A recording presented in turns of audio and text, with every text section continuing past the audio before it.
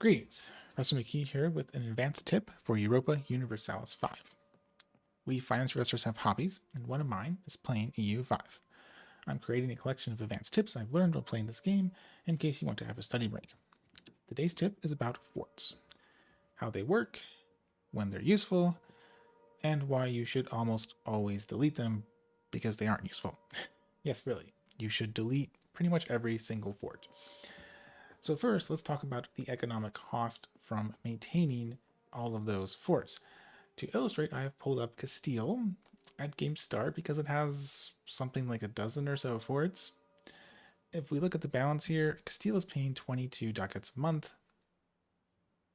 to fund all of these forts at full maintenance. So we could reduce it down to a mere 11.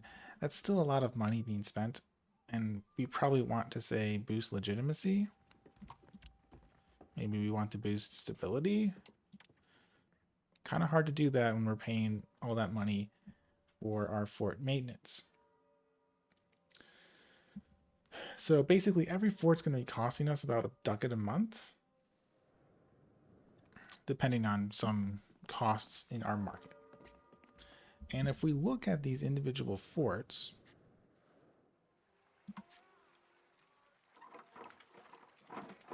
okay, that's not showing what I want. There we go. They don't give us really any economic benefit. We have a little more nobles. We have an unrest reduction.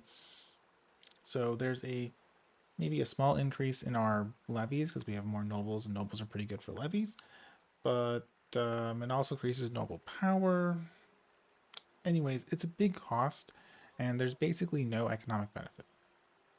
Okay, so forts are very expensive, Professor McGee, but they're military buildings. So maybe we spend the money because we need to spend it in order to win wars. Unfortunately, they don't actually help you win wars because you, the player, will spend most of your wars on the offense. And when you're on the attack, your forts don't help you occupy your target. They don't do anything for you in terms of winning battles. They can help prevent counterattacks, so enemy armies trying to counter invade you and getting easy occupations and causing economic damage would be prevented. But generally, your armies should be strong enough to beat enemy armies back. Otherwise, why did you declare the war? Be smart about declaring wars, and you don't need forts. And in a rare defensive war, forts are usually not going to be decisive for you. If an enemy can sit on your fort and advance the siege timer, it will eventually capture that fort. It might take a long time if they get unlucky or you have good high fort level, which costs more money, but they'll eventually succeed. Forts can't actually stop them, they can just delay enemy movement.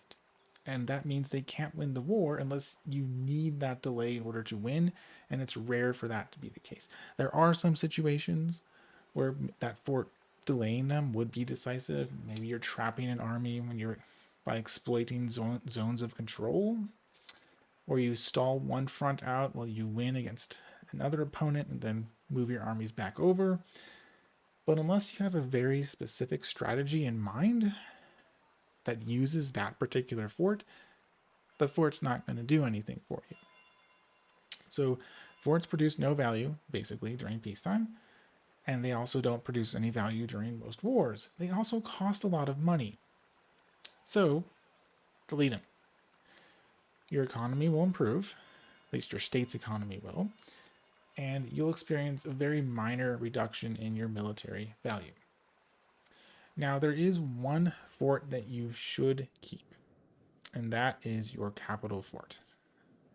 The current capital as of the game start, this will often change for Castile, is Valladolid.